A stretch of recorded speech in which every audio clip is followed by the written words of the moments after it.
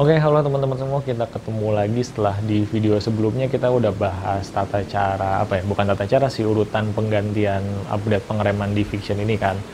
Nah, di video kali ini gue mau bahas soal, lebih detail soal si Master Rem Nissin Samurai-nya. Karena kan di video sebelum, yang pertama itu kan di video yang unboxing, itu kan baru singkat. Yang kedua juga, yang video kemarin juga itu lebih banyak bahas ke impresinya kan, ke reviewnya. Sementara kalau untuk bahas produk detailnya itu masih, menurut gue masih kurang sih. Makanya di video kali ini gue akan bahas si Master Reminiscent Samurai Radial ini secara lebih detail ya gitu. Nah, pertama kita mulai dari atas dulu nih teman-teman. Jadi dari atas ini dia udah dapet tabung minyak remnya ya. Jadi kayak kalau misalnya teman-teman beli Nissin Samurai Radial itu tuh udah sepaket, udah tinggal pasang aja gitu. Kayak udah dapet tabung, udah dapet bracket, udah dapet switch rem, kayak tinggal pasang aja sih. Kayak lebih jelasnya itu bisa teman-teman lihat di video unboxingnya ya, kayak pas waktu beli itu dapat apa aja gitu. Nah, ini kita dapat tabung rem, modelnya juga ukurannya lumayan gede, dan ini untuk tutupnya ini dia model yang putar doang, jadi di atasnya ini nggak ada baut gitu, yang putar doang. Nah, terus nguncinya gimana? Nguncinya ini dia ada plat lagi nih. Di sini dia ada plat lagi yang ke belakang, dan nanti di skrupnya tuh baru dari belakang sini. Gitu. Terus ini dia modelnya yang udah transparan ya. Dia agak-agak smooth, cuman smoothnya yang transparan sih gitu. Terus kita turun lagi ke bawah, di sini dia udah dapat bracket. Bracket buat dudukan si tabung minyak remnya, udah dapat bautnya juga gitu. Terus kayak bracketnya ini lumayan rapi sih, walaupun ya nggak halus-halus banget ya, cuman ini hitungannya lumayan sih, udah oke gitu. Nah, terus turun dari bracket kita mulai ke si body master remnya. Pertama, dekat bracket ini ada baut nepelnya tuh, kayak ini ketutup karet kayak yang biasa kita temuin di kaliper ya tuh. Ukurannya juga sama, pakai kunci pas 8. Jadi kita juga bisa ngebleeding atau ngebuang angin dari atasnya. Terus kayak di sini kita ada selang sambungan dari reservoir ke si masternya. Ini juga klem-klemannya kuat ya, kuat dan bagus tuh. Bahan karetnya juga dia tebel, enak gitu, kenyal-kenyal juga gitu.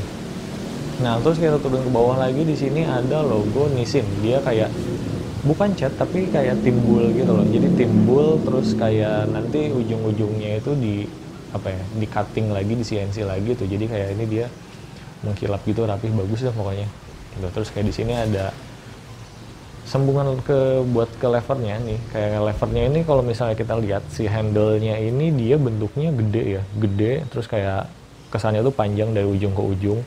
Itu beda sama kayak yang radial. Kalau yang radial kan kesannya tuh dia kayak kayak motor bebek banget sih ya, bebek otomatis banget. Jadi kalau misalnya dipakai di sport kurang cocok. Sementara kalau yang ini kan kelihatannya jadinya gede sih, bahkan ini di Fiction aja si set master rem ini jadinya kelihatannya gede gitu. Nah, terus si handle-nya ini dia udah adjustable ya gitu, kayak bisa diputar-putar, model yang putar gini. Dia ada 6 langkah nih. Kalau misalnya kita setel di 6, dia itu yang paling pendek jarak mainnya gitu. Jadi jarak mainnya pendek tuh artinya nih kayak dia paling deket sama si grip gas gini. Nah, sementara kalau misalnya kita ubah ke angka 1, nah dia ini paling jauh kan tuh, panjang banget mainnya gitu sih. Nah, kalau ini gue biasa main di angka 3. Di angka 3 tuh udah menurut gue paling ideal sih. Tapi ini nyesuaiin sama panjang jari teman-teman juga gitu. Nah, terus handle-nya ini tadi udah ada adjusternya, terus juga dia di sini ada breaking point-nya, teman-teman. Nah, jadi si breaking point ini tuh fungsinya buat apa sih? Jadi kan kalau misalnya ini motor tiba-tiba di parkiran jatuh, kesenggol, atau enggak lagi riding, amit-amitnya crash gitu ya. Nah, ini kalau misalnya jatuhnya pas di handle, ini dia patahnya tuh cuma segini doang, teman-teman. Jadi kayak breaking point-nya tuh di sini, ya berarti patahnya di sini. Sementara sisanya tuh masih utuh, harusnya kayak gitu ya teorinya. Jadi kayak ini kan kepotong di sini, berarti sisanya segini, ini teman-teman masih bisa pakai buat jalan ke rumah gitu. Prinsipnya gitu teman-teman. Jadi udah aman gitu. Terus kalau misalnya tadi nih, kalau misalnya patah atau gimana,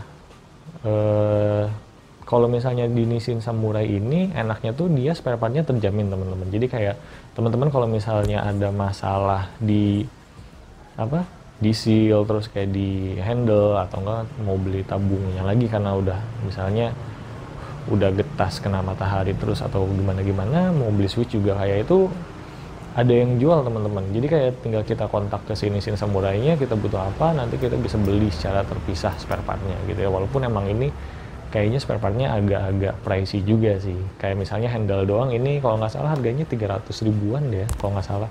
Tapi mending sih daripada kita beli merek lain yang nggak ada jualannya, jadi kita kalau misalnya mau tetap dipakai ya harus beli seset gitu kan, kayak boros juga jadinya gitu.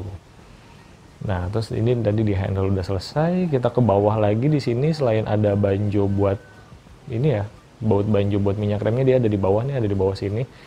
Terus juga di dekatnya itu ada switch rem teman-teman gitu. Jadi kayak si Nissin Samurai ini dia udah built-in switch rem udah dapet juga.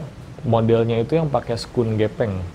Jadi kayak di Vixion ini kan beda ya model switch remnya sambungannya. Jadi kayak itu tinggal kita gunting terus kayak sambungin lagi pakai si skun gepeng terus kayak tempel udah nih. Kayak kalau kita tekan tuh ada suara cetak-cetaknya kan. Nah itu dari suara si switch remnya gitu. Kayak udah gampang, teman-teman nggak perlu modal atau pakai model switch yang nempel di baut banjo yang nanti jadi panjang ke bawah gitu, itu nggak perlu teman-teman gitu. Nah terus kalau misalnya kita lari ke belakang lagi, ini dia udah dapet klemnya teman-teman. Tapi kalau misalnya klem yang dari bawaan Shinichi Samurai itu dia khusus buat baut biasa atau spion Honda atau yang dratnya masih kayak drat biasa gitu. Sementara kalau misalnya kita pakai spion Yamaha, itu kan dratnya kebalik teman-teman. Nah itu jadi nggak bisa dipasang dan teman-teman perlu beli klem spion ini yang buat Yamaha Aerox gitu. Kan bentuknya dia mirip-mirip kan ya, kayak gitu-gitu juga. Terus kalau misalnya motor lain bisa nggak kayak Mio atau X-Max kan sama tuh bentuknya gitu-gitu juga, kayak jawabannya nggak bisa teman-teman. Kalau misalnya yang Mio dia ukuran klemnya tuh lebih kecil ya, ukuran si C-nya itu lebih kecil jadi nggak bisa, teman-teman perlu ngebubut lubang bautnya lagi. Sementara kalau misalnya yang pakai punya X-Max itu emang dia posisi spionnya jadi sejajar gitu ya, jadi lebih bagus, nggak miring kayak gini.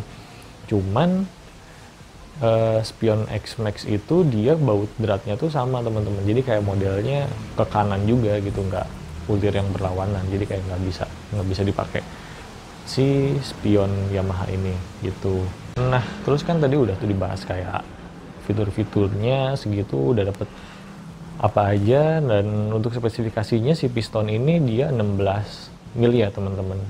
Jadi dia di sini 16 mili. Terus kayak kalau misalnya teman-teman mau ganti ini, itu perlu dilihat juga ya ukuran kalipernya. Jadi kayak jangan asal ganti aja, karena kalau misalnya di Vixion ini masih pakai kaliper standar, dia bakal jadi agak keras ininya, kayak yang udah gue bahas di video sebelumnya gitu.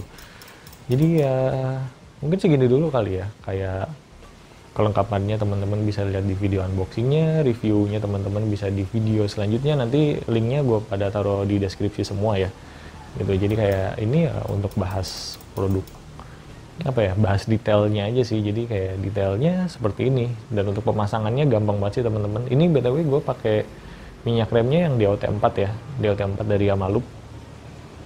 Terus kayak untuk pemasangannya ya kayak pemasangan seperti biasa sih, gampang, nggak ribet, nggak butuh alat khusus gitu-gitu. Terus kayak harganya ini kalau nggak salah ya 1,6, tapi untuk yang warna hitam ini dia limited ya, jadi kayak edisi terbatas.